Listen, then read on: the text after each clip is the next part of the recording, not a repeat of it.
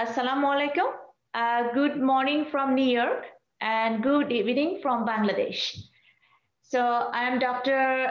Kanis Nilufar Banu, HIV and infectious diseases specialist. I work in a Brookdale University Hospital in New York. So today we are going to discuss on basic concept of HIV infection. So let's think about it, okay? Let's start with a case. So it's a 35 years old man with no significant past medical history or family history. He came to your clinic with 5-day history of fever, headache, sore throat, skin rash. He traveled to Thailand 2 weeks ago and met a commercial sex worker over there. On exam, the temperature was 38.6 degrees Celsius. Mildly erythematous pharynx. He had a cervical lymphadenopathy, had a macular rash on the back of the upper body. The lab revealed mild lymphopenia. Urine analysis was normal. Blood culture was pending. His throat culture was negative. Chest X-ray was normal. CT head was normal. And the CSF study showed WBC count was 12. Neutrophil was 2%, lymphocyte was 70%, glucose was 56, protein was 1110, gram stain, and the culture of the CSF was negative. So what do you want to do next? Do we have any volunteer? Feel free, no stress, okay? So think about it. It's a 35 years old man went to the Thailand, came back with a fever, headache, and skin rash. Also had lymphadenopathy. And CSF is positive. Chest X-ray normal. CSF is positive. WBC count is 12. Lymphocyte 70%. Glucose is normal, but protein is high. But his blood culture is negative, pending. Urine analysis negative. CSF, gram stain, and culture is negative. So what do you think about this healthy man? I would like to order STD screening, HIV testing, and hepatitis A, B, C panel. Okay, so you want to do the number 4, right? Order STD. Number 4. HIV testing, hepatitis A, B, C, and C panel. So, but just like, just short why do you want HIV testing? Number 4. Why not number 1? He has a history of exposure, and he has a traveling history to Thailand, where he had met commercial sex worker. So right. I would like to exclude the STD first. Very good, excellent. All right, yes. And also he has some symptoms. He has a fever, skin rash, and lymphadenopathy. So this is acute HIV syndrome. So we'll discuss about it later. Very good, excellent. So what is this? Here it is. Here is the microscopic picture of the HIV virus, and here is the the basic structure. We can see this is RNA virus. We can see RNAs, some enzymes, reverse transcriptase with a red dot, and also has integrase enzymes. It has a couple of enzymes, and there is a lipid membrane. On the lipid membrane, we see the receptors GP120 and GP41 plus some other receptors. So this is the basic structure of the HIV virus, and this is RNA virus, retrovirus. So back in 1981, they found a cluster of PCP pneumonia, like pneumocystis carinii pneumonia. Nowadays, we say PJP. That means pneumocystis jirovecii pneumonia and Kaposi sarcoma among the gay men. And they develop acute immunodeficiency syndrome. But at that time, they are not sure, like, what was the etiological factor? Like, is it a bacteria, virus, or something else? In 1984, the evidence based on the study proved that one of the retrovirus was responsible for these symptoms. And 1985, they developed the testing kits, and they found and they named this virus as a human immunodeficiency virus, or HIV virus. So how did it come to the human, right? And from where? We'll discuss it later. We have the answer. So here is the statistics of the HIV, global statistics as of 2016. So globally, we had 36.7 million of people, adults and children with HIV and AIDS. 1.8 million were infected, were newly infected, and 1 million people died. So spread of this disease is high in some areas. Where is it? In sub-Saharan Africa. You know, they contribute 10% of the global population, and they have, like, you know, 3/4 of the world HIV people live over there. It's a big burden over there. In Latin America and the Caribbean area, they have more than 310,000 HIV patients. In Asia, like, contribute 14% of the total population and have 5.1 million people lives with HIV. And in Europe and Russia, they have 2.1 million people live with HIV. In USA, as of 2018, we had 1.2 million people with HIV 13 years and above. And deaths were more than 15,820 from HIV plus some other complications. Here at a glance, we can see it's a transmission category. According to the statistics, newly diagnosed HIV in USA in 2018, we see highest among the MSM. MSM means like gay man, male practice sex with man. It was higher, more than 24,000. Injection drug use, it was like total 2,040, 492. And MSM with injection drug, it was 1,372. Heterosexual contact, it was highest among the women. You see, like 6,092, and in male, it was close to 3,000.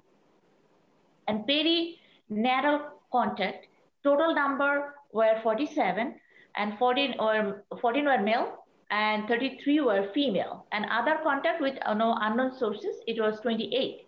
And a perinatal contact, that means the age less than 13 years, and it's a newly diagnosed people. The perinatal contact were 65, and other contact 22. We don't know the source. So here is the by race. This is the newly diagnosed HIV infection, and there is a category is by race and by age. According, we can see here African Indian. That means Red Indian. In terms of the Red Indian, this is the USA statistics. The number were not very high, 186. But I would like to focus it here, Black and African American. In Bangladesh, they call Negro, but we don't call Negro. We call Black or African American. It was highest. It's more than 16,000. Then the second in line is the Hispanic, Latino people. Then white people and multiple races.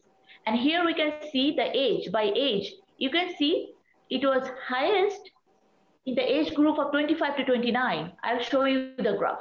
Here we can see that. It was highest among the people, the age between 25 to 34. So the youngest people, they have the higher incidence. And here we can see the in 2018 we had total more than 37,968 newly diagnosed HIV, and 69% were among the gay, bisexual, and other men who have sex with men, and 24 were heterosexual, and 7% were IV drug abuser. And here we can see, it's a red light. You can see the red bar. Is highest among the African American and MSM group. And then next, Hispanic Latino. And again, MSM. MSM is the highest number. Here we can see by race and ethnicity. We can see Black African American. It was 42% Hispanic, Latinos 27, and 25% were whites.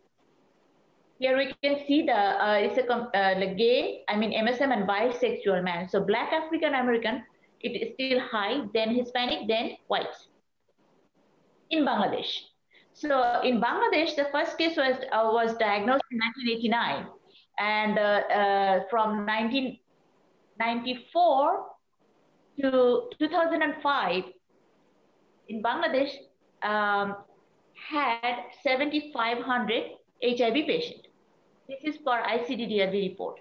And another per UN AIDS report, it was 11,000. And 67% were migrant returnee, comes from Middle East or from other countries or from Europe. and then sex workers, and other risk factors like our IV drug abusers. So here we can see this is the patient living with HIV according to the, we can see 14, no, they are estimated, not diagnosed, estimated were 14,000, but diagnosed case were 5,100. And people like taking HIV medications were 3,000. Think about it, 5,000 are the HIV, 3,000 people are taking medication, and they received a viral load. Nobody had a viral load testing. So here we can see in Bangladesh, new infections, 1,600, people living with HIV, 40,000, people on the HIV medications, 3,045, and deaths, AIDS-related deaths were 580. So actually it's rising. And here we can see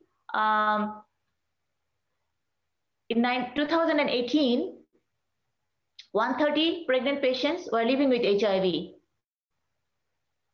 And 28% HIV positive pregnant women received WHO recommended medications, WHO recommended medications. So this is among the female sex worker and MSM group. We can see 30% versus 11%. So living with HIV, this is in USA. The total number is more than 1 million. So 1,173,900. So the 6 people among the 7, they know about their status, the HIV infection. So among them, like 65% of the people receive some HIV care, and 50% remain in their care, and only virologically suppressed people are 56%. Transmission. So what are the mode of transmission of the diseases? Do you have any idea? I think you know that. You know. Want to share with me? Nobody is talking. Only I'm talking? All right. Now we can talk, like we can discuss. This is a discussion. So this is where we can. So the major modes of transmission is sexual transmission, heterosexual, homosexual, or bisexual, responsible for more than 80%. Then parental transmission is called vertical transmission, mother to the fetus. And also the injection drug abuse. These two contributes almost 30%. Sorry, yeah, parental transmission. And parental transmission is 90% worldwide, but not in USA. In USA, it's less than 2%.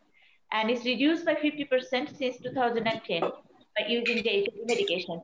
And remember, I mentioned that how the virus, how did it come to the people? Actually came from the animal. And the animal virus, it was lentivirus called simian immunodeficiency virus. It was found in monkey from Bioko and some of the chimpanzees in Cameroon. So this is by exposure rate, like, the risk of occurring HIV after exposure. Like bloodborne exposure by blood transfusion is 9/10. Injection sharing and injection needles is 1/150. Percutaneous needle stick, like accidental needle stick or any kind of needle stick, is like 1/435. And mucous membrane exposure, like a splash of the blood on our eyes or any exposed mucous membrane, is very high, is 1/1000.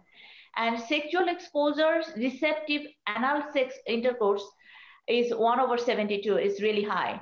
And then insertive intercourse is 1/900. Vaginal intercourse is 1/1250.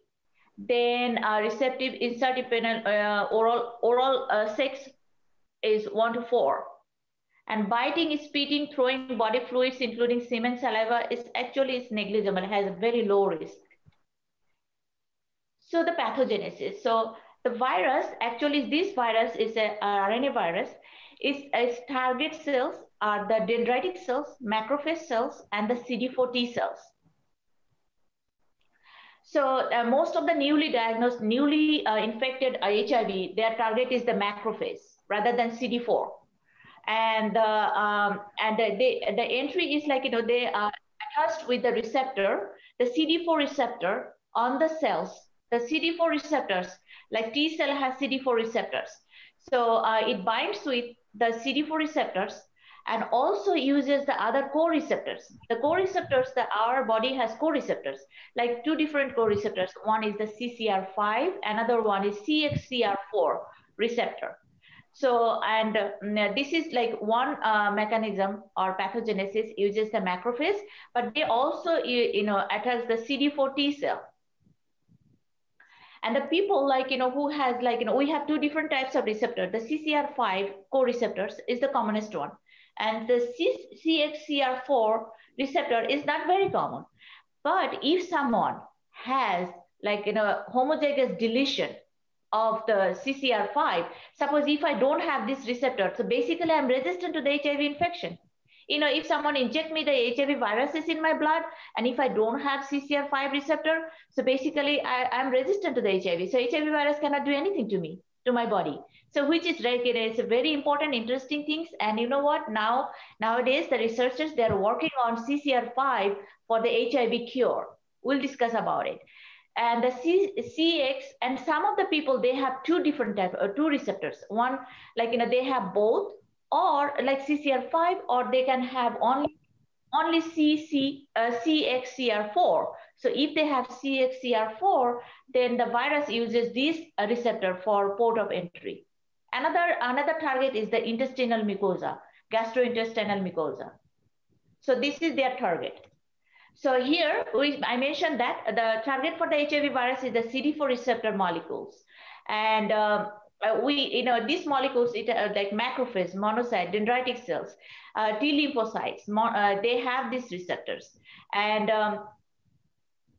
so when some people, they get this infection, they destroy these T cells, and not only the number, and also decreases their functional activity. And that's why the people, they develop the immunodeficiency syndrome. Okay, here is the life cycle of the HIV virus. So it has 7 stages. First, it binds with the human T cells, CD4 cells. Then it's fused with the T cells. I'll show you the diagram. And then they start the processing, the reverse transcription, the integration, replication, assemble, and budding. So let me show you how it works. So here is the virus. This virus has the RNA and this envelope. So this is their receptors, GP120 and 40. So it adheres with the CD4 receptor. This is the human T cell, human cells. So it has a CD4 receptor. So it binds to the CD4 receptors. And then also we have a co-receptor. I mentioned that CCR5, CXCR4. So some people, they have most of the people, they have this CCR5, and few people have CXCR4. So they bind with this receptor, then then fuse with the human T cell and goes inside. Here we can see it's the genome enters into the T cells. And here the reverse transcriptase enzyme, I mentioned that. And then what happened here, it goes, this is then it goes inside the nucleus. And inside the nucleus, the reverse transcriptase is it changes from RNA to DNA. And here is the enzyme. And it's very important to know, because the medication works here in this level, reverse transcriptase inhibitors. It inhibits this enzyme. So reverse transcriptase enzyme converts this RNA to DNA. And after making this DNA, viral DNA, it has 2 or 3 processes. Number one, it can integrate it in our DNA and remain for the rest of our life. And some of the then this DNA make the messenger RNA and also makes the viral RNA. This viral RNA and also synthesize some proteins, viral proteins. And this viral RNA goes outside the nucleus, goes to the cytoplasm. And here is integration. This is called integration. This another enzyme works here, integration. Then goes outside the nucleus in the cytoplasm, then aggregates the RNA and the protein and makes the new viral, the virion.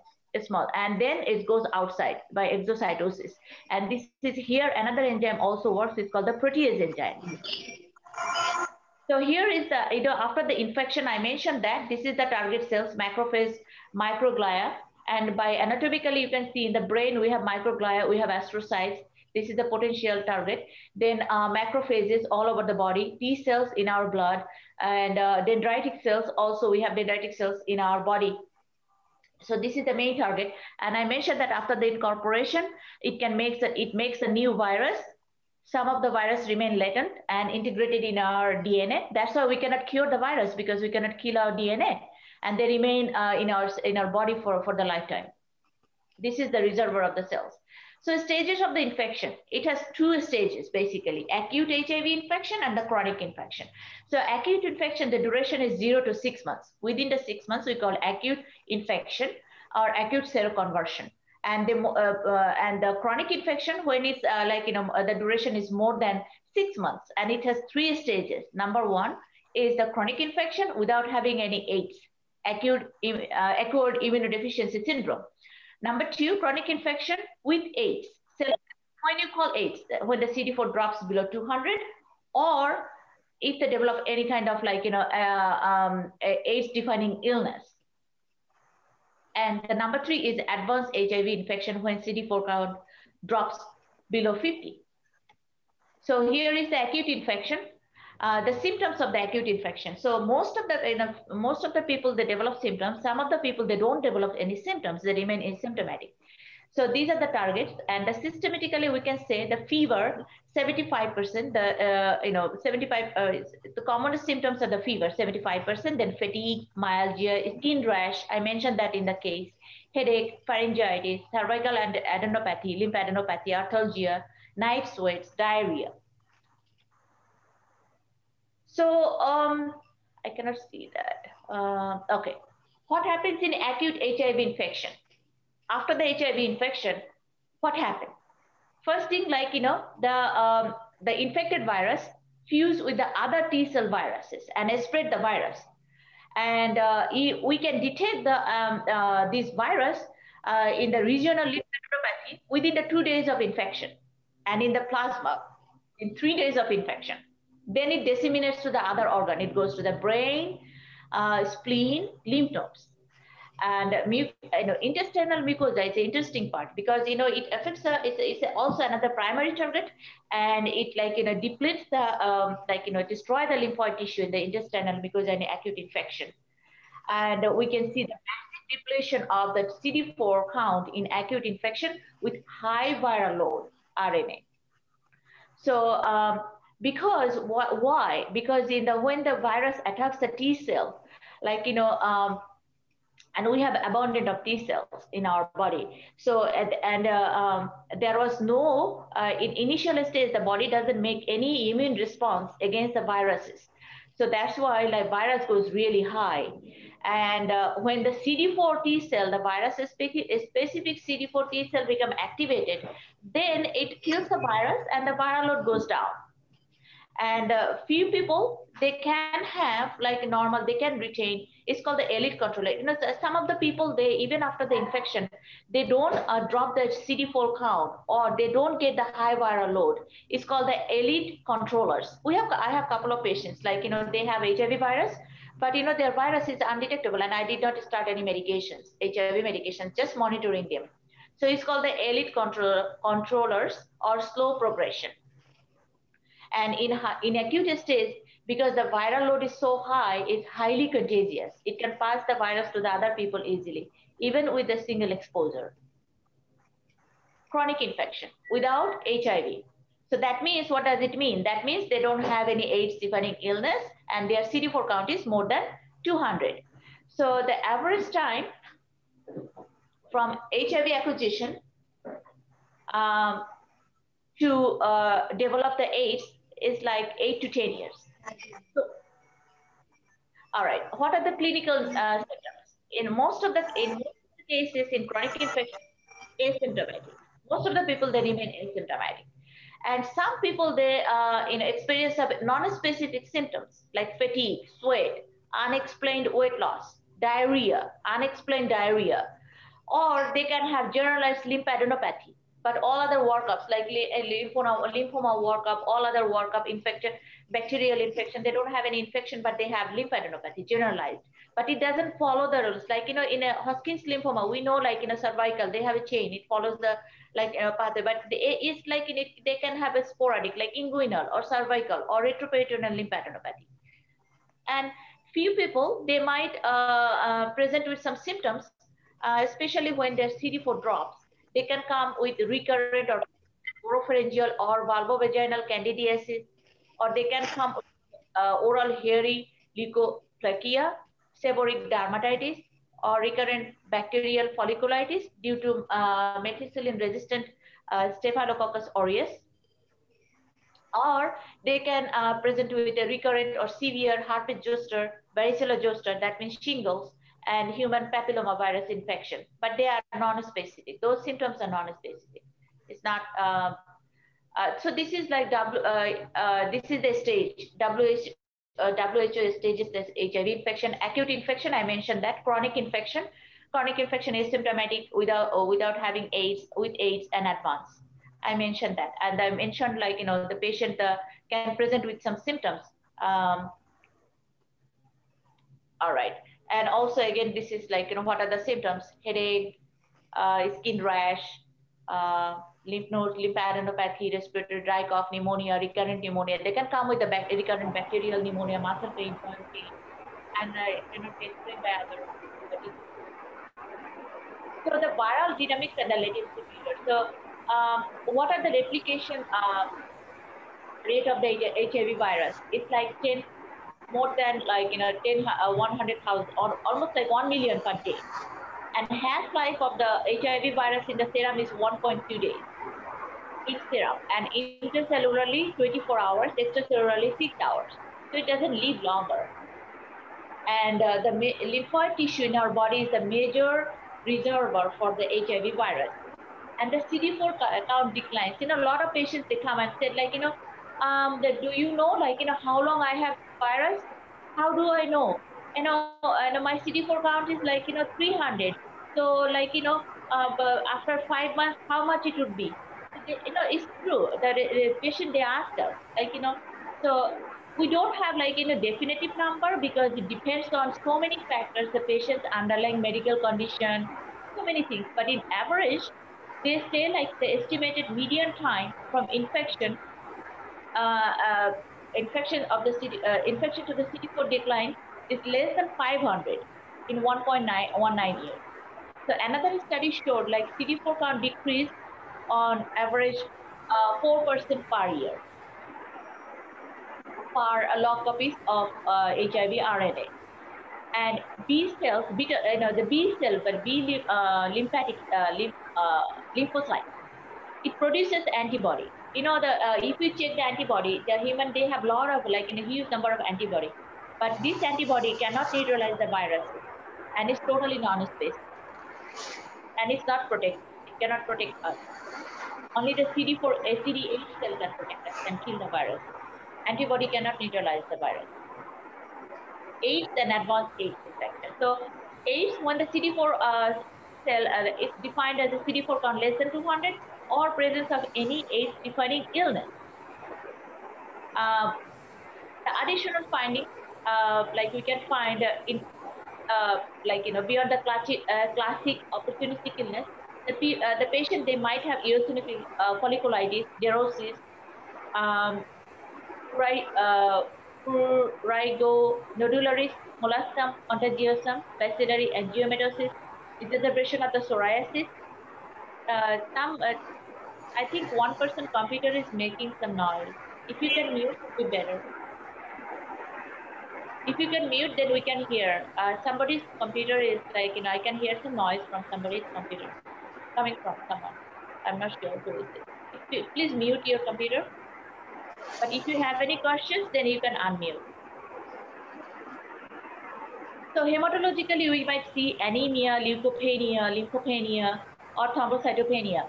I had one patient, this patient first symptoms was thrombocytopenia. This patient went to the hematology because of the persistent thrombocytopenia. And then we found out the patient had HIV. But she didn't have any other symptoms, only thrombocytopenia. And ITP was ruled out. So then had the HIV test and came back positive. So that was the presenting symptom for this patient. Some people, they might have polyclonal hypergammaglobulinemia. So age-defining conditions, what are they? The bacterial infection, multiple or recurrent. It could be recurrent pneumonia, candidiasis of the bronchi, trachea, and lung, candidiasis of the esophagus, cervical cancer, invasive, ophidioidomycosis, disseminated and extrapulmonary, cryptococcosis, extrapulmonary, cryptosporiasis, chronic intestinal, more than 1 month duration, cytomegalovirus infection, other than liver, spleen, or no, and onset at the age more than 1 month. Cytomegalovirus retinitis with loss of vision, encephalopathy, HIV-related encephalopathy. All right, herpes simplex, chronic ulcers, cytoplasmosis, disseminated and extrapulmonary, isosporosis, more than 1 month duration, Kaposi sarcoma, lymphoma, Burkitt's lymphoma, immunoblastic lymphoma, primary, the brain lymphoma, MAI or MSC infection, mycobacterial tuberculosis, mycobacterium, other than pneumocystis, Carini pneumonia, recurrent pneumonia, progressive multifocal leukoencephalopathy, Salmonella septicemia, recurrent, toxoplasmosis, and Westig syndrome. So this is the main symptoms of the HIV. It can affect the retina. Usually the commonest viruses are the cytomegalovirus.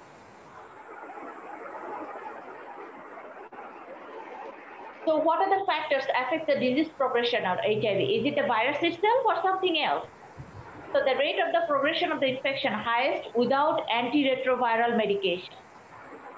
Anybody who is not on antiretroviral medications, they has like an almost like 100% chance. There is no hope. So CD4 count on the viral load without ART. ART means like antiretroviral treatment. The average viral burden is like 30 to 50,000, and average rate of CD4 declination is 50 per year. And viral load is the main determinant of the CD4 decline. Higher the viral load, lower the CD4 count. Virus itself influences the rate of HIV disease progression. Other factors.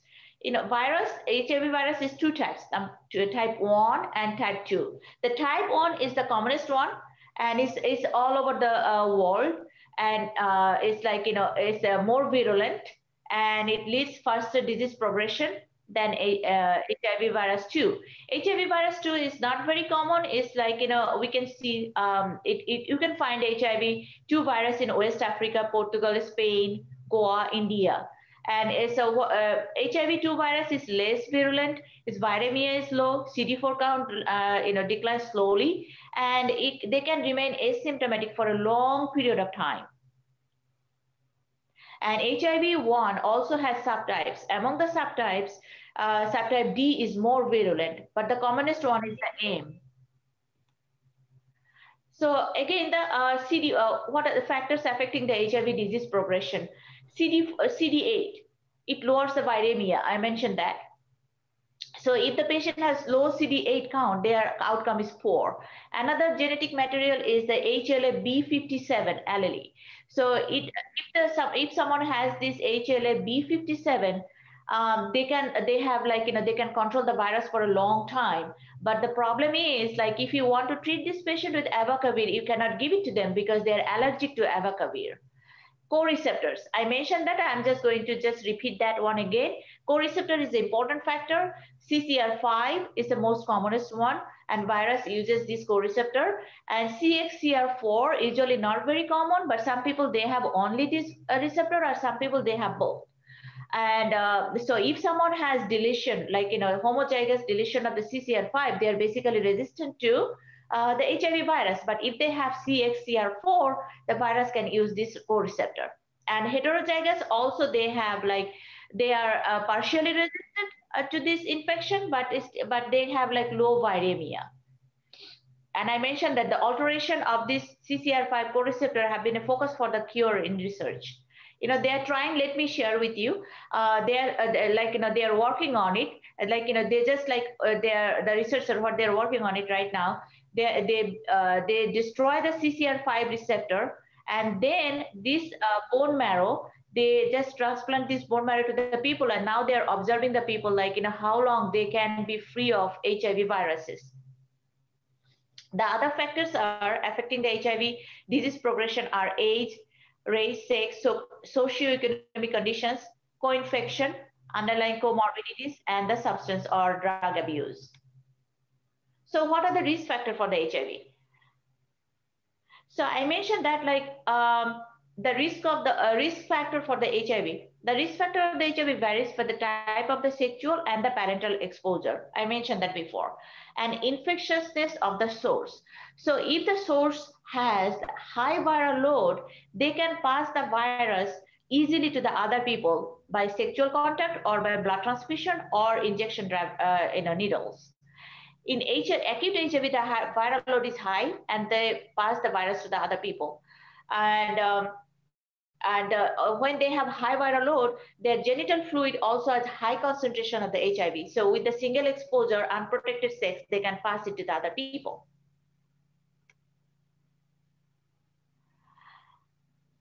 Are people with the HIV in risk for the COVID? We are still in the preliminary stage, but yes, they are, because they are immunocompromised, and with the COVID virus, their mortality rate is high. And also depends on their underlying conditions, CD4 count, their viral load. But if they're virologically suppressed, that means, like, if they take medications and their viral load is less than 20, their risk is low compared with the full-blown AIDS or the people who has high viral load.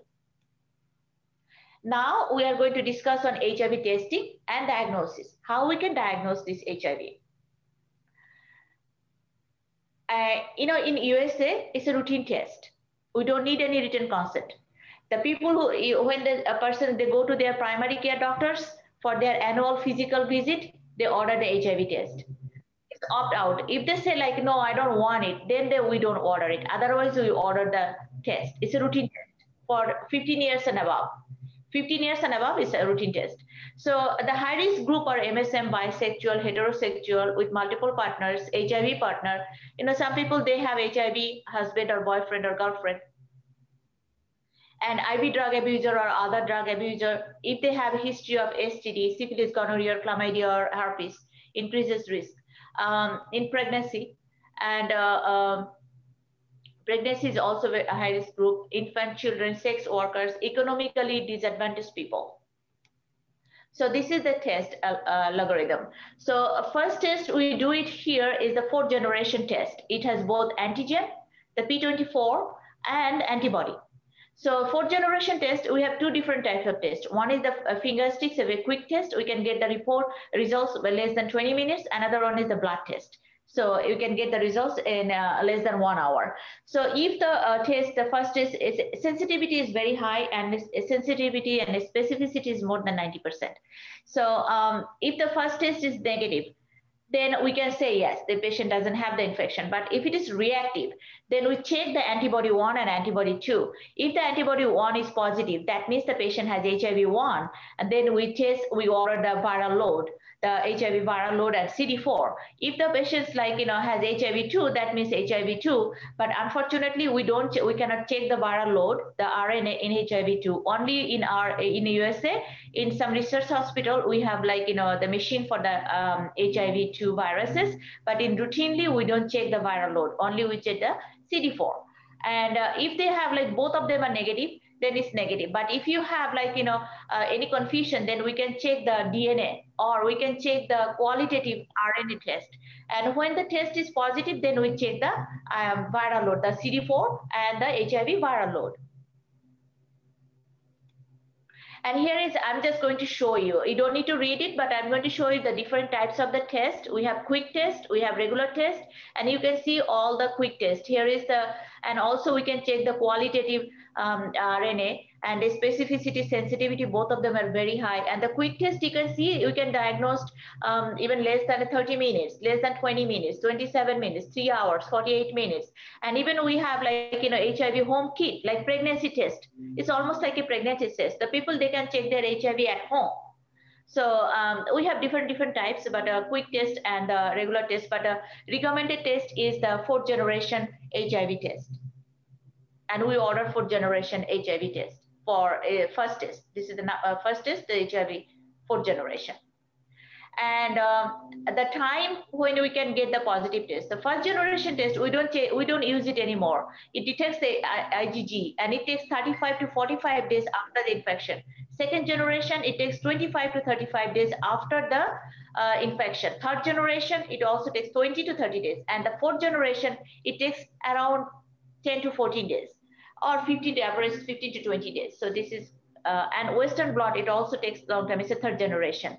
And the viral load, we can detect the viral load in 3 to 5 days. I'll show you the graph. Here it is. So this is the infection. The first is think like, in 3 days we can detect the viral load. But when you check the antibody test, the 1st generation test, it becomes positive after 30 days of infection. And then third generation after 20 days. And this is the P24 antigen we can detect like after 10 days. And the 4th generation after 10 days. Average is 14 days. And here it is the same thing. Here, almost like, it's a better picture we can see. Detectable like in 3 days. Then 4th generation, like this is 15 days average. And so does the P24 antigen, but 3rd generation, 4th generation, it takes a long time. So that's why we don't use it anymore.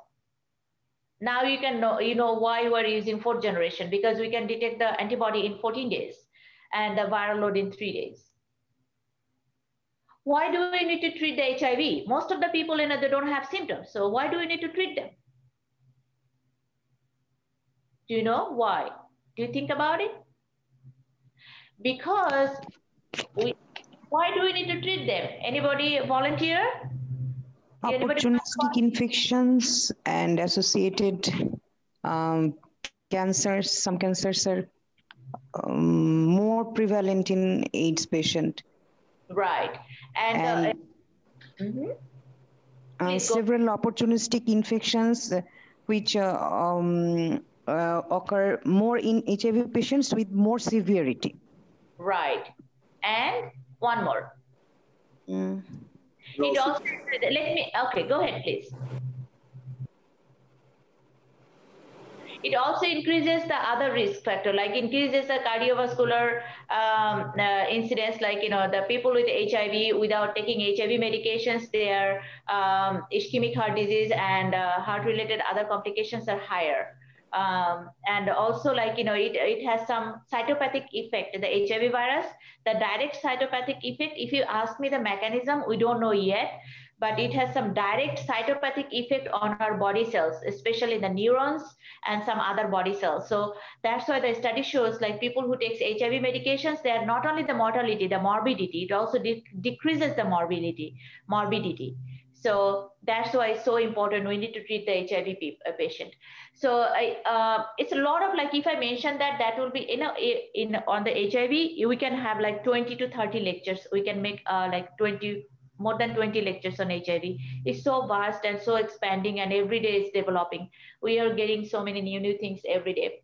But I'm just going to make it short. We're going to discuss on the basic HIV today, and maybe in next lecture, we'll discuss, like, in other part of the HIV. So it reduces the morbidity and mortality in HIV patient with or without AIDS.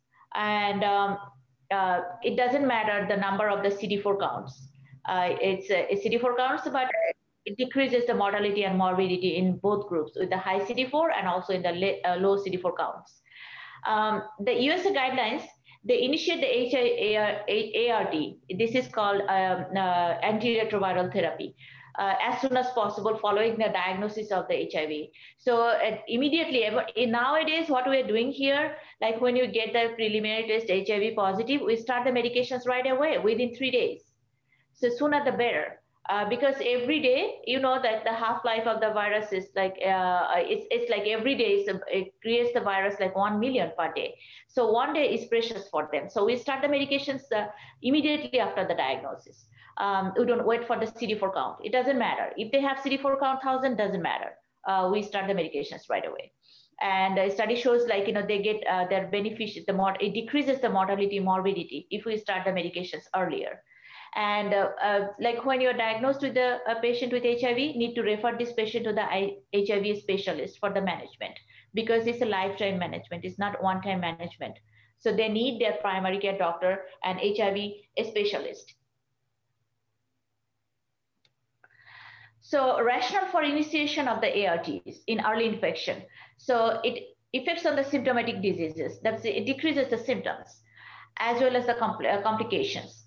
Improve the clinical markers of the diseases. It increases the CD4 count, decreases the viral load.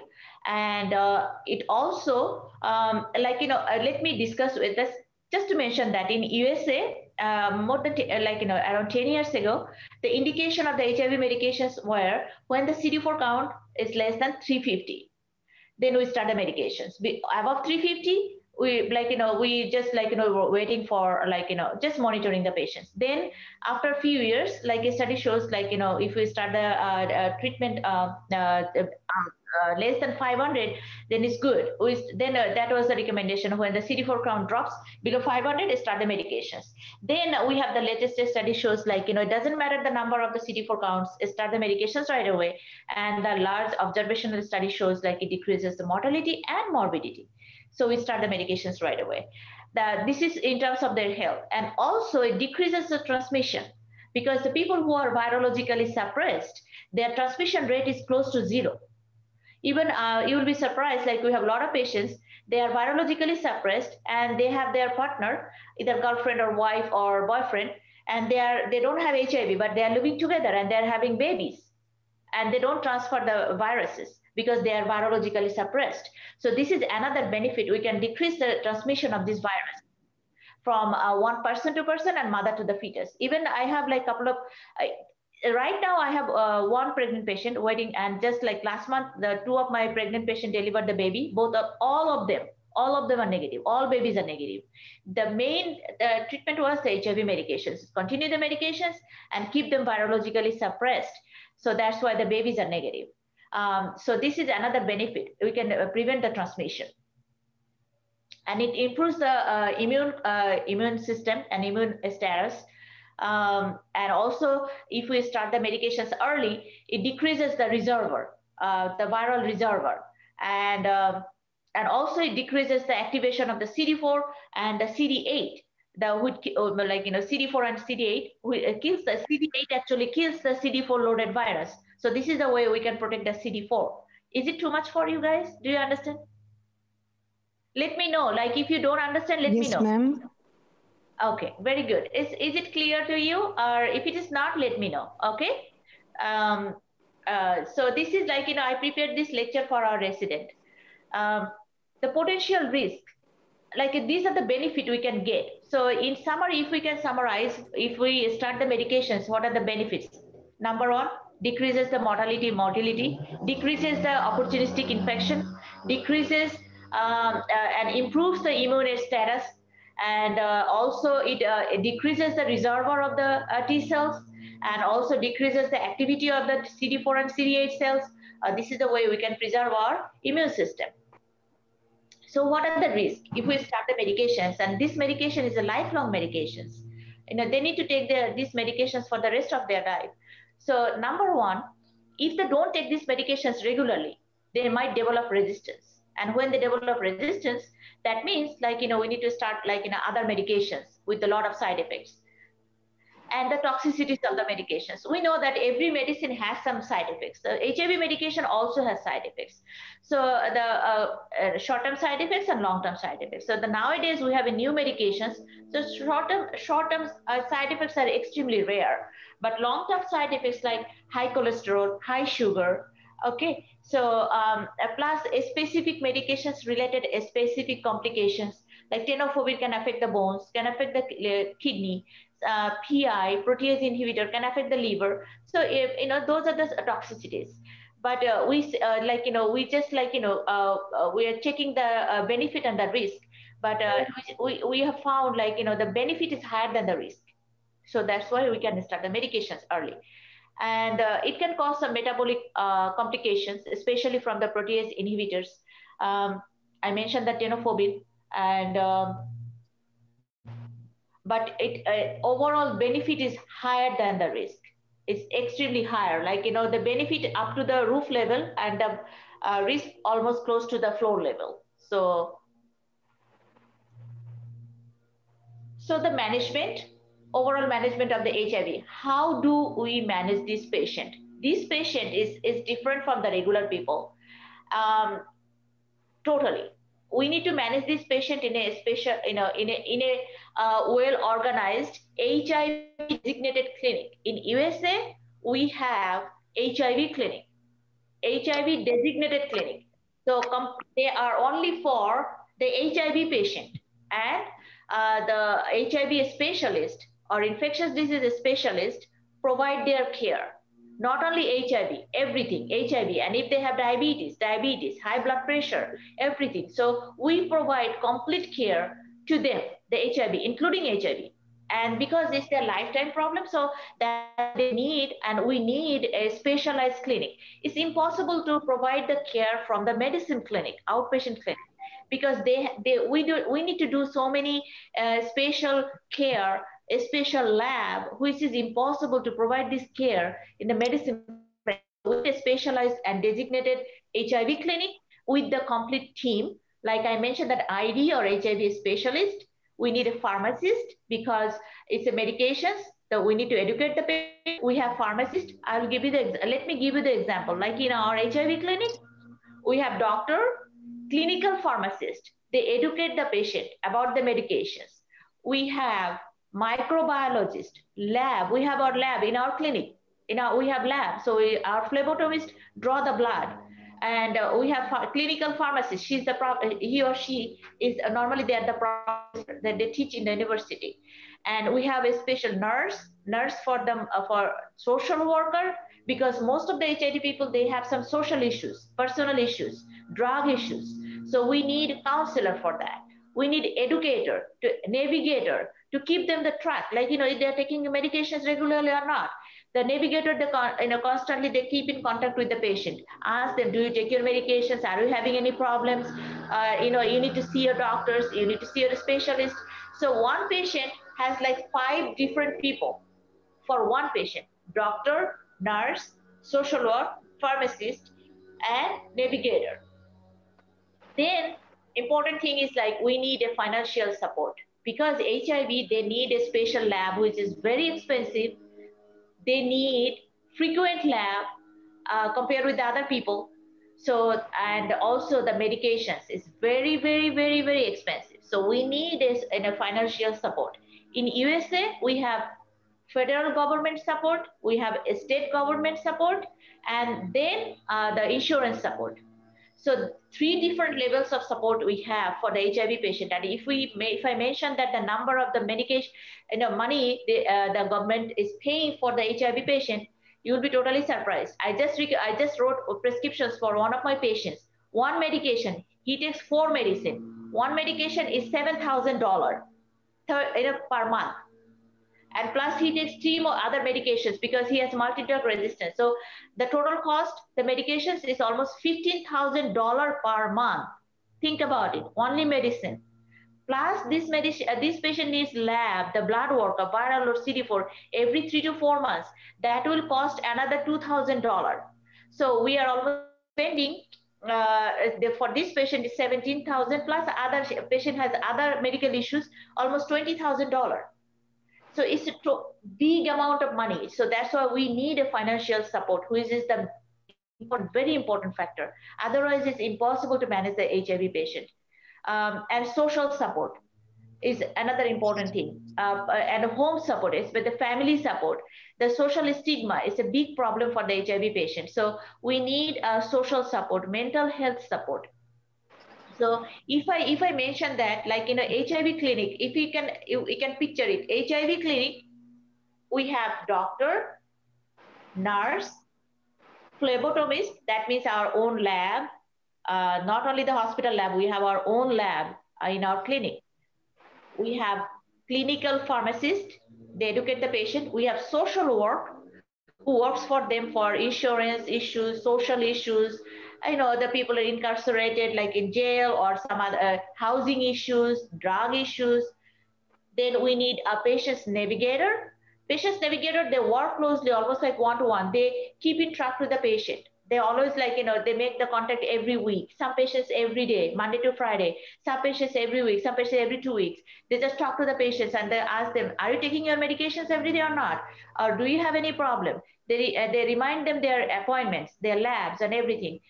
So think about, like, you know, this is the complete picture, almost like this is, and plus insurance support. We need insurance support. So we have HIV grant. It's we have like federal grant. The money comes from the federal government. Some grant comes from the private section.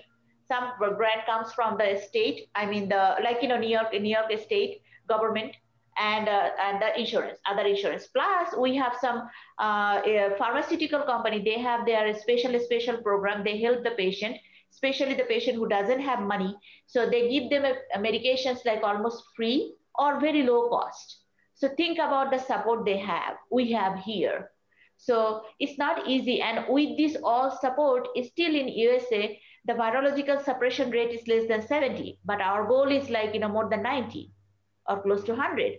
But with this big support, still the, you know, their suppression rate is not like, you know, not up to this level. So this is the picture of the HIV management. It's not easy. It's not, if you compare this HIV patient with a regular patient with diabetes, high blood pressure, no, you cannot. And some of the patient we'll discuss later coming. So classification of the antiretroviral agents, you know, it's a small, I know it's very difficult for you to read it, but you don't need to memorize it now. It's available all over in the, like, you know, if you go Google it, or if you search it in the internet, everything is there. So I'm just like, you know, I put it for you guys just to remind you, and it's a group of the medications. And remember, I mentioned the replication phase, entry, and this medication works in this stage and the life cycle of the HIV. So the group of the medications, the nucleoside reverse transcriptase inhibitors, and we have group of medications here: abacavir, dadenosine, Emtrivia, lamivudine, stabudine. Another one is non-nucleoside reverse transcriptase inhibitors, and we have a couple of medications here: doravirine, etravirine, efavirenz, nevirapine, rilpivirine, and protease inhibitor. Remember, I mentioned that the protease inhibitor enzymes.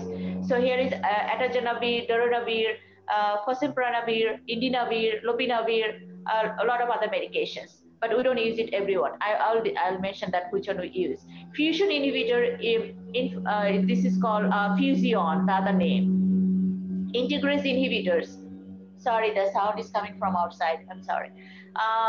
Integrase inhibitors. This is it's a very good medication. We have dolutegravir, elbitagravir, raltegravir, CCR5 antagonist, maraviroc, and nowadays another GP120 inhibitor came to the market. It's a Rocovia. I just mentioned that it's $7,000 money. And attachment inhibitor. This is called Rocovia. This one. Let me show you. This one is the new, just came to the market. Rocovia. It's a fostemsavir. The other name is Rocovia. Then we have post-attachment inhibitor. This is injection drug, injection medication. So we don't use it commonly. It's not a first line of treatment. It's a last treatment. And fixed dose combination, we'll discuss it. So in treatment in general, like, you know, what do we start when the new patient comes? Let me mention that when a new patient, like newly diagnosed, never been on the medications. So we order the lab, the basic lab, and then we start the medication. So what medications we start? We have single pills and multiple pills. Single pills means, like, you know, they put 3 medications all together, make a single pills, 2 medications all together, so make a single pill. So we try to give them, like, you know, 1 pills. That means, like, you know, 1 pill once a day, which is better instead of 3 or 5 pills. So here is the A1 means the number on recommendation. So in our USA, the guidelines said Biktarvy. Biktarvy is a 3 medications, 3 in 1. It has Bictegravir, it has Lamivud, Emtrivia, and tenofovir.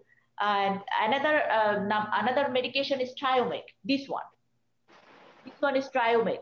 Triumeq has also 3 medications: dolutegravir, abacavir, and this is Emtrivia, Epivir.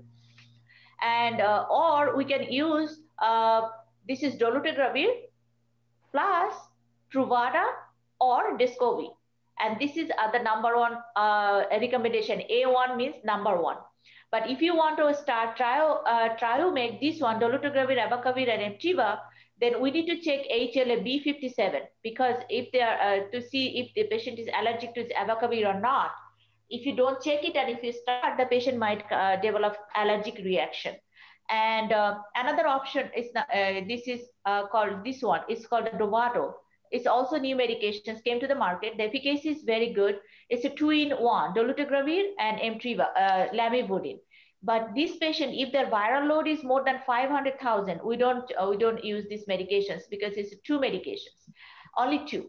So if the viral load is less than 500, then we can use these medications. And if the patient has hepatitis B infection with HIV, then dolutegravir, this is called Dovato. It's not a good choice because it doesn't cover completely the hepatitis B infection. So in short, the number one recommendation is Biktarvy, is 3-in-1 medications, Triumec, 3-in-1 medications, or Dovato, 2-in-1 medications, or raltegravir plus Truvada or Descovy, or TVK plus Descovy or Truvada. I know, don't worry. It's a very tough. I know it's a new medications, new names to you, but don't worry. All right, here it is. I just mentioned that. 3TC means this is Epivir or lamivudine. So this is a co-formulation. I mentioned that they try to put all the medications together. So for HIV treatment, we need 3 medications. Remember, 1, 2, 3.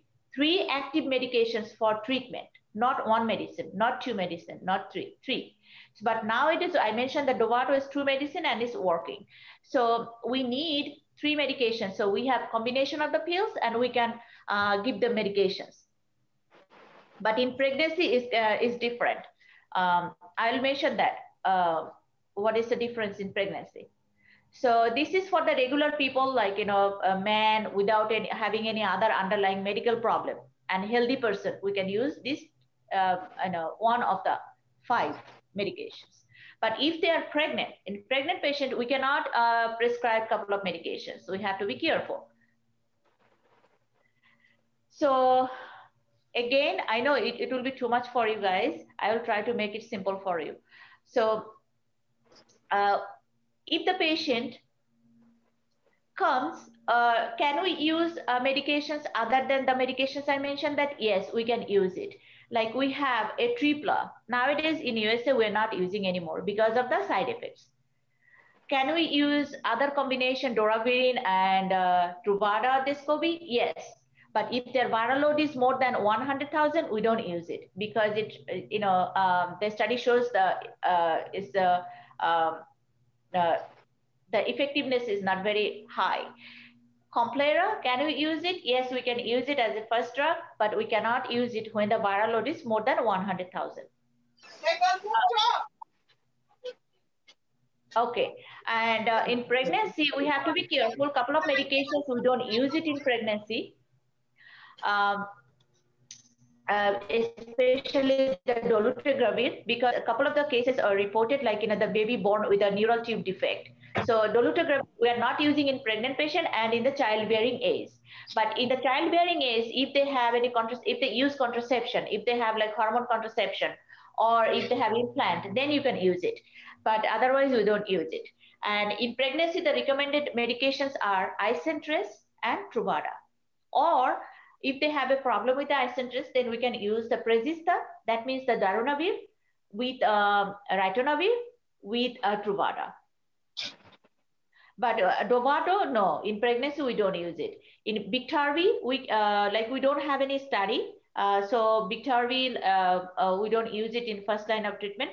We use first Isentress and Truvada, first line of treatment in pregnancy. Sorry.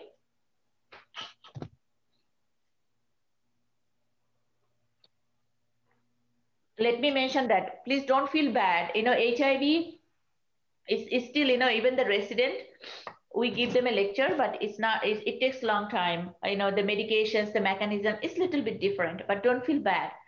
If you have any questions, you can contact with me anytime. I'd be happy to discuss with you guys. So in spatial situations, let me make it simple for you. If you read it, you will be like totally puzzled. So if the patient, I mentioned that adult patient, I mentioned that in the pregnant patient. So if the patient comes with hepatitis B and HIV together, can we treat them? Yes, we do treat them. And we don't need any special medications for that. Like you can use the same medications for HIV, like Biktarvy. It has Bictegravir, it has Tenofovir, it has Emtricitabine. Tenofovir and Emtricitabine works for hepatitis B, and all together works for HIV. So one medication is good enough for them. So, but we cannot give them Triomeg because Triomeg doesn't have Tenofovir. So we have to be careful. So we have to choose the medications that will work for both HIV and hepatitis B. So Biktarvy is one of them. And also we can use TVK Truvada. We can use Truvada based all other medications. And you can use Prezista, Norvir, and Truvada or Descovy. So then if the patient comes with hepatitis C, do we need to change the medications? Yes, we do. Because if you want to treat the hepatitis C, yes, we do treat a hepatitis C. And we have to. If the patient has, we have so many patients with HIV with hepatitis B, HIV with hepatitis C. So in that case, couple of the HIV medication interacts with the hepatitis C medications. Like, let me give you the rilpivirine, efavirenz. It interacts with the hepatitis C medication. So we need to avoid the HIV medications containing rilpivirine or Susteva. Otherwise, all other medications are very good. If the patient has chronic kidney disease, the renal function is less than 30, creatinine clearance is less than 30, then we need to change the medications. We have a couple of medications, but we cannot use the tenofovir. We cannot use, so we need to choose the medication that doesn't have any problem with the kidneys. And we have the medications available. Let me give you an example. We can use TBK, we can use rilpivirine, we can use Juluca. It's a combination of the medications, but we cannot use tenofovir or Emtricitabine. We can use it, but we need to adjust the dose. If the patient has cardiac disease, like ischemic heart disease, we try to avoid abacavir because the study shows abacavir increases the ischemic heart disease, but it's a very small study. But we try to avoid the abacavir. If the patient has liver disease, we try to avoid cobicistate-based medications. We try to avoid protease inhibitor if the patient has underlying liver disease or chronic liver disease. And if the patient has TB, tuberculosis, because tuberculosis, we use 4 drugs and it interacts with a couple of the HIV medications like Susteva, efavirenz. So either we need to adjust the dose or we can avoid the medications like Atripla. I know in Bangladesh you use Atripla. So Atripla has Susteva, and Susteva, it interacts with the rifampin. So in tuberculosis and HIV, we don't use rifampin, we use rifabutin, and we don't use rilpivirine or Susteva. Because it interacts. But we have a lot of other choices. We can use other medications. Dolutegravir also interacts with HIV, TB medications, so try to avoid those medications. So if the patient has osteoporosis, tenofovir is not a good choice for them, but we can avoid the tenofovir and we can give them other medications, and we have a lot of options. Nowadays, we are lucky, like we have a lot of options. If the patient has a long QT interval, then we try to avoid the efavirenz, like efavirenz is Susteva, and or rilpivirine because it increases the QT interval. If the patient uses opiates and if the patient uses methadone, then we try to avoid Susteva and rifavirenz. So this is the way we adjust the medications. And if the patient has high cholesterol, hyperlipidemia, then we try to avoid Susteva, try to avoid elbitagravir, and also protease inhibitor because it increases the cholesterol and especially the triglyceride level. So we try to avoid those medications. Just this is for the adjustment. And whatever I mentioned that, this is in summary. So lab, what we do when the new patient come to our clinic. First, we talk to the patient, we counsel the patients, then we order the blood workup. So blood workup, the initial blood workup, we need to order the basic labs. So what are the basic labs? CBC, liver function test, complete liver function test, kidney function test, electrolytes, sodium, potassium, calcium, and bicarbonate, BUN, creatinine. And then we also, this is the basic lab, also we check the baseline hemoglobin A1C, fasting blood sugar, baseline lipid profile, that includes LDL, includes triglyceride, HDL, and total cholesterol. Because some of the HIV medications, I mentioned that it can, in the long term, it can increases the cholesterol level. So that's why we need to get the baseline and then we monitor. Then special labs, we need to check the hepatitis A, B, and C profile, because some of the patient, the hepatitis B and hepatitis C is also sexually transmitted disease. So it can travel with the HIV. So that's why we need to check routinely, of course. Routinely hepatitis B, C, and A. Hepatitis B, if they're not immune, then we give them the vaccinations. Then hepatitis C, and if they have hepatitis B or hepatitis C, we need to treat them. Then also we check TB test, quantiferon. We don't use it PPT test, the skin test not anymore. Now we check the blood for the quantiferon, TB test, especially if the patient comes from other country. And TB is high in HIV patients, so that's why it's once in a year we check quantiferon. And what we check? We check syphilis, gonorrhea, chlamydia, because it's a sexually transmitted disease. It can, they follow the same route. HIV virus and the STD, they follow the same route. So we check it in the first visit and also once in a year. Then also we check the vitamin D level, especially in USA, the vitamin D level is low because we don't get enough sunlight, because it's a winter-prone area. We most of the time we wear clothes. So we check the vitamin D level. Then it depends on the patient's condition. If the patient's CD4 count is less than 50, we can check CMV virus, because the incidence is higher when the CD4 drops below 50. But it's not a routine test.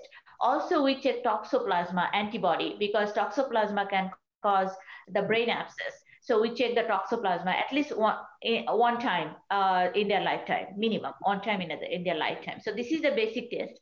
And then we order the CD4 count, HIV viral load. That means we check the number of the viruses in the blood, and also the genotype.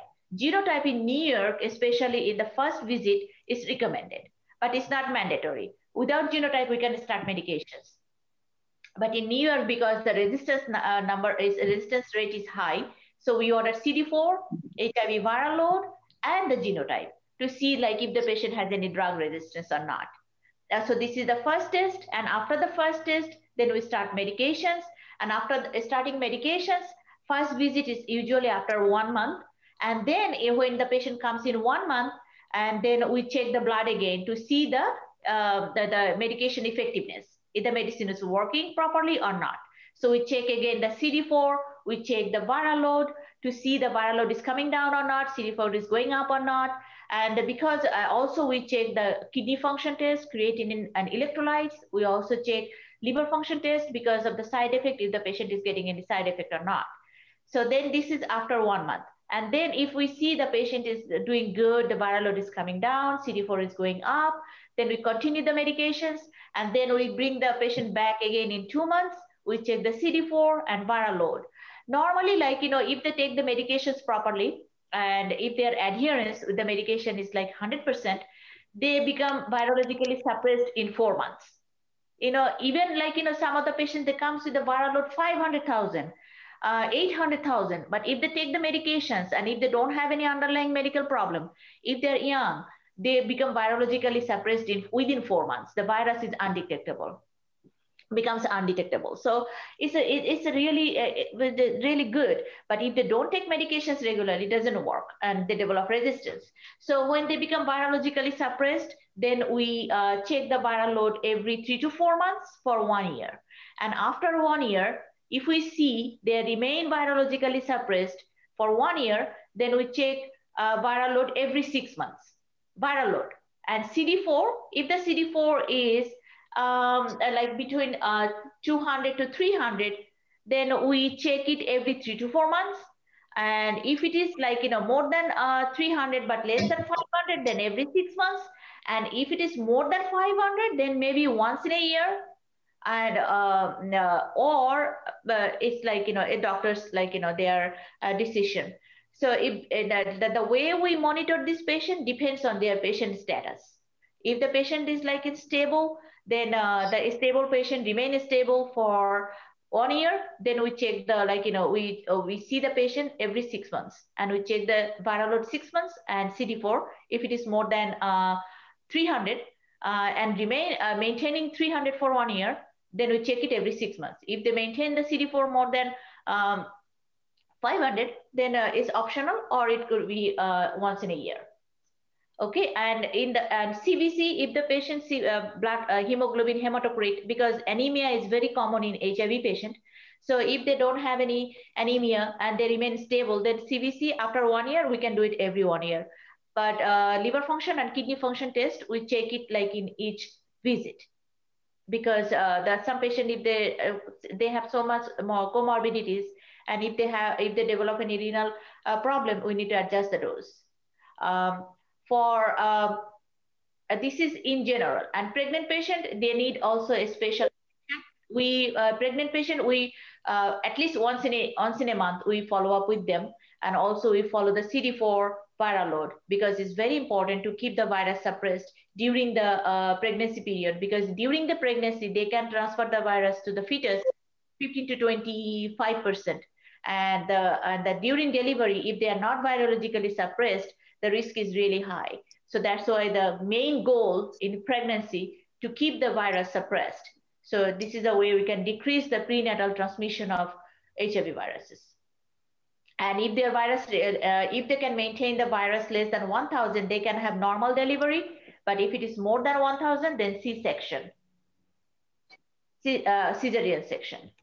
All right. So it's so interesting. Like, it's HIV, like we cannot finish it in a 1 day. So how do we monitor and follow up of the patients? Patients should be followed up. We cannot just give the medicine and say, okay, go home and take this medicine and come back after 1 year. No way. No. This patient, like, you lose this patient. And not only that, this patient will not get any benefit. So it's outpatient monitoring, and it's by the primary care, not by the regular medicine doctor, should be by infectious disease doctor, HIV specialist. So every visit, what we do when the patient comes to our clinic, suppose the patient is like, comes every 4 months. So in each visit, we check like, their adherence with the medications, if they're taking medications regularly or not. If they don't take medications regularly, then we find them why they are not taking medications regularly. Is there any side effects or something else? So if we find some problem, we try to solve the problem.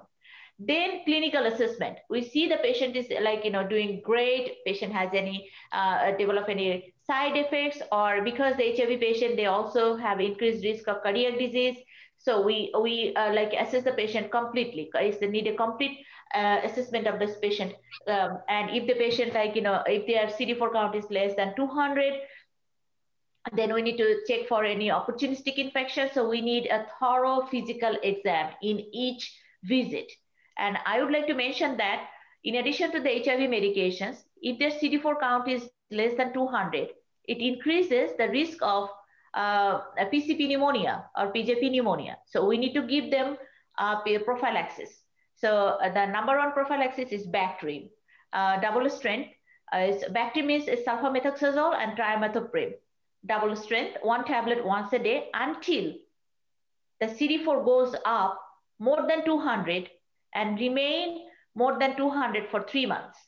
So if they can maintain the CD4 200 for 3 months, then we can stop the PCP prophylaxis, the Bactrim.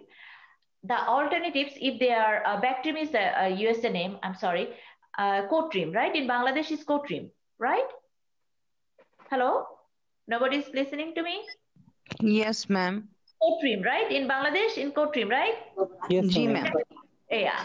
So double strength, it's not a single strength, like 800 and 400 the combo.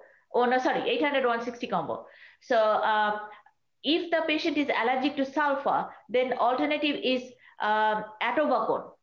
Atobacone is a liquid medications, or if the patient cannot tolerate the sulfur medications because it also has some bone marrow suppressive effect, or chronic kidney disease, we can use either atovaquone or dapsone. All right, and if the CD4 count is less than 50, then we need to start the MAI, Mycobacterium avium intracellular complex prophylaxis, because the incidence is high. So what we can use? We can use azithromycin. Azithromycin is 1200 milligrams once in a week until the CD4 count goes up more than 50 and remain more than 50 for 3 months. So opportunistic infection, I will discuss it later, is another big section. So I'm just going to give you like in general. So some of the patients, they also get cryptococcal meningitis, cryptococcal infection, histoplasma infection. So their prophylaxis is different. But it's too much to in a single day. So okay, so this is like the medications, and now the follow-up. Follow-up is very important, very important. If you don't follow up this patient, is basically, if you don't follow up this patient, that means you are not taking care of these patients. So and that's why we need follow-up, and it's regular follow-up. It should not be like sporadic, like once in a while goes to the doctor's office and say hello. No, it's every visit we need to do the complete physical, complete clinical assessment. And also we need to, because they also get some psychological problem, which is very high in HIV group. They can have depression, psychological problem, and psychotic problem. So we need to assess the physical health, mental health as well. Then lab monitoring, then preventive health. So we need to educate the patient for prevention of HIV infection. I mentioned that the number one is the virological suppression. So if the patient remains virologically suppressed, the infection rate is extremely low, almost close to zero. So plus and other preventive health, like let me mention that once in a year they need eye exam by ophthalmologist. Once in a year they need oral exam, because the oral complications, some kind of oral cancer rate is high in HIV patients. So they need oral hygiene to maintain the oral hygiene, and they need to see the dentist at least once in a year. Then in female patient, they need to see the GYN, because gynecology, we call it GYN. So at least once in a year, they need a pap smear once in a year, plus cervical exam, because in HIV patient, the cervical cancer rate is high.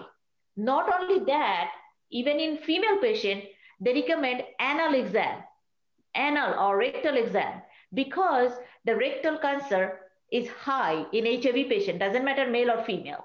And that's why at least once in a year, they need to see the gynecology for pap smear, for pelvic exam. And sometimes, in here, the GYN, when they take the swab, cervical swab, they also take the rectal swab at the same time. And some gynecologists, they do it, some gynecologists, they don't do it. And MSM patient, gay man or gay woman. So in that case, we need to check anal pap smear, throat pap smear. Normally we take it, I take it, and our colleagues, we take it as a doctor. We take the swab from the oral, because they also practice oral sex. So we take a swab from the oral for gonorrhea, chlamydia, swab from the rectum for gonorrhea, chlamydia, and also we take the anal pap smear, because in gay person, MSM, man sex with man, the anal cancer rate is really high. So at least once in a year, we need to check the anal pap smear. This is their annual health. And we also check urine analysis, meaning at least once in a year. Urine microalbumin, at least once in a year. And if they have some problem, then it depends on their problem. And now comes to the vaccination part. And the same thing, like when they reach age of 50, they need annual colonoscopy screening. For the female patient, 40 years and above, or 50, the recommendation is, if they don't have any family history of breast cancer, then 50 years, annual mammogram. If they have family history, then 40 years, start mammogram, annual mammogram. And vaccination. HIV patient, because they are immunocompromised, so they might catch the infection easily. So number one, we give them a pneumonia vaccine. Pneumonia vaccine every 5 years. So we have two different pneumonia vaccine. One is 23 valent and another one is 13 valent. So if the patient, like first patient, new patient, so we give them Prevnar, the 13 valent, and after 8 weeks, we give the pneumonia vaccine, 23 valent, and then every 5 years. Then influenza vaccine, once in a year, every year. We start influenza vaccine in the month of September, and September to March, end of the March. Then tetanus shot, tetanus diphtheria shot every 10 years. Then depends on the patient's other conditions. If they are MSM or gay, we need to give them meningococcal vaccine because the meningitis, Neisseria meningitis, is high among the gay people. That means MSM, man, sex with man. So we need to give them meningococcal vaccine. What else? Then we check hepatitis A. If they are not immune, we give them hepatitis A vaccine. If they are not immune to hepatitis B, we give them hepatitis B vaccine. All right. And special vaccines, special considerations. If they don't, and if their CD4 count is more than 200, and if they are not immune to rubella, measles, we give them MMR vaccine. But if the CD4 count is less than 200, no, it's contraindicated. Live vaccine, all of the live vaccines, especially the varicella zoster vaccine, is a live vaccine, contraindicated. But now we have herpes zoster virus, it's an inactivated virus, and now we are giving them because it's inactivated virus. But before that, the zoster vaccine was a live vaccine, and it was contraindicated in HIV. So this is the way we take care of this patient as a whole. This is the basic management of the HIV, and this is the way we take care of the patients. And because they have high risk of having opportunistic infection, that's why we need to monitor them very closely and routinely, and it's mandatory. Do you have any questions? Dr. Salahuddin, please go ahead. Thank you, madam, for your nice lecture. I actually have a couple of questions. The Sure. first one is in our country, even the physician, also the family members actually fear about the HIV patient. I just need to know that, is there any extra precaution when we deal with the HIV patient, and whenever the family members are dealing with him, his wife, family, children, and parents, etc.? Is there any extra precaution? Very good questions. Very good questions. Yes.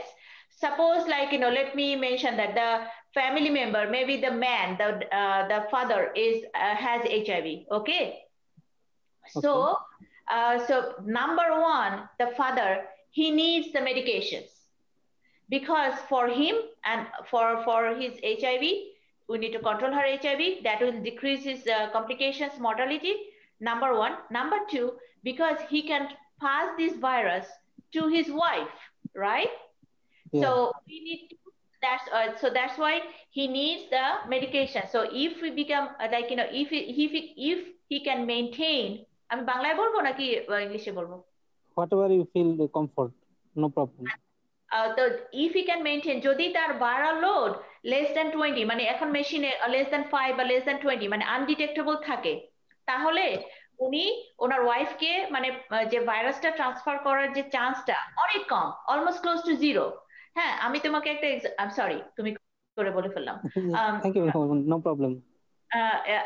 আমার একটা patient, তার মানে hepatitis B এবং HIV, আমার patient. হ্যাঁ, তো তার relationship ছিল তার ওয়াইফ মানে গার্লফ্রেন্ড 4 বছর। হ্যাঁ, তো তার 4 বছর পরে তার গার্লফ্রেন্ডটা আমার কাছে আসছে টেস্টিং এর জন্য, এবং সে নেগেটিভ, গার্লফ্রেন্ড নেগেটিভ, হেপাটাইটিস বিও নেগেটিভ, এইচআইভিও নেগেটিভ।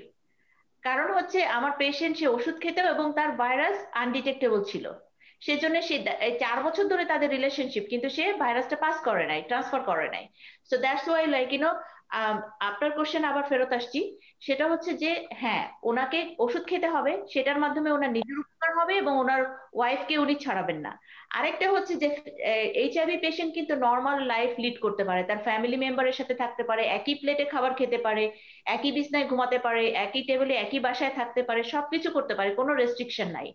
অনলি অন রেস্ট্রিকশন যদি কারোর কেটে যায় বা ব্লিডিং হয় ওখানে খালি হাতের জন্য না ধরে, মানে এটা যেহেতু ওই যে ব্লাড এবং বডি ফ্লুইডের মাধ্যমে ট্রান্সফার হয়, ওই প্রিকশনটা নিতে হয়। তাই ছাড়া সে যে কোনো নর্মাল কাজ, অফিসের কাজ করতে পারে, ইভেন নার্স হসপিটালে কাজ করতে পারে। আমাদের অনেক নার্স আছে যাদের HIV পজিটিভ, তারা কাজ করছে। তারপরে হচ্ছে যে তারা কোনো মানে ওয়ার্কিং এর কোনো রেস্ট্রিকশন নাই, তারা বেবিদের বেবি সিটিংও করতে পারে। হ্যাঁ, কিন্তু প্রিকশনটা নিতে হবে, দুই ধরনের প্রিকশন। একটা হচ্ছে যে বডি ফ্লুইডের কন্ট্যাক্টের জন্য না আসে, তারা যেন সেম রেজর মানে শার্প কোনো ইনস্ট্রুমেন্ট যেন শেয়ার না করে। Sharp instrument, they can't share sharp instrument like razor or knife. তারপরে হচ্ছে যে বডি ফ্লুইড, যখন বডি ফ্লুইড কোনো বডি ফ্লুইড বা ব্লাডের কন্ট্যাক্টে আসলে গ্লোভস ইউজ করতে হবে। They need to use the gloves, they can't like touch with the bare hand.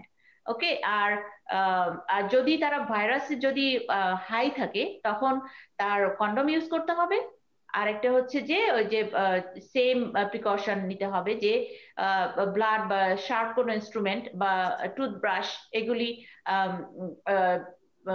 Avoid করার জন্য। আমি কি আপনার দিতে পেরেছি? Thank you madam, thank you. I have been clear. হ্যাঁ, তারা নর্মাল লাইফ লিড করতে পারবে, একই বাসায় থাকতে পারবে, একই টাওয়াল, ইভেন একই টাওয়াল ইউজ করতে পারবে, ক্লোদিংসও ইউজ করতে পারবে। তার রেগুলার ওয়ে আমরা যারা শেয়ার করি, তবে আমরা তো নর্মালি পার্সোনাল হাইজিন মেনটেন করি না, মানে বিশেষ করে কিছু ক্লোদিংস আছে আমরা শেয়ার করি না কারোর সাথে। ওটাই আর কি নর্মাল লাইফ যেটা আমাদের, ওটাই তারা লিড করতে পারবে, কোনো রেস্ট্রিকশন নাই, তারা সবকিছু করতে পারবে। ইভেন চাকরি করতে পারবে, ডাক্তার নার্স অনেক আছে, ডাক্তার নার্স তাদের HIV আছে, তারা ফুললি কমপ্লিটলি কাজ করে যাচ্ছে, জাস্ট প্রিকশন নিচ্ছে। প্রিকশন নিলে কোনো universal precaution, no extra precaution, universal precaution like gown, gloves এগুলো ইউজ করতে, তখন আর কোনো অসুবিধা নাই। কিন্তু যদি আর হচ্ছে যে কন্ডম ইউজ করতে হবে যদি তাদের ভাইরাস হাই থাকে, তখন কন্ডম ইউজ করতে হবে। Thank you so much. Thank you for having me. And if you have any questions, you have my contact number. You can email it to me. You can call me if you have any questions. Thank you so much. Thank you, everyone. And good morning from New York and good night from Bangladesh.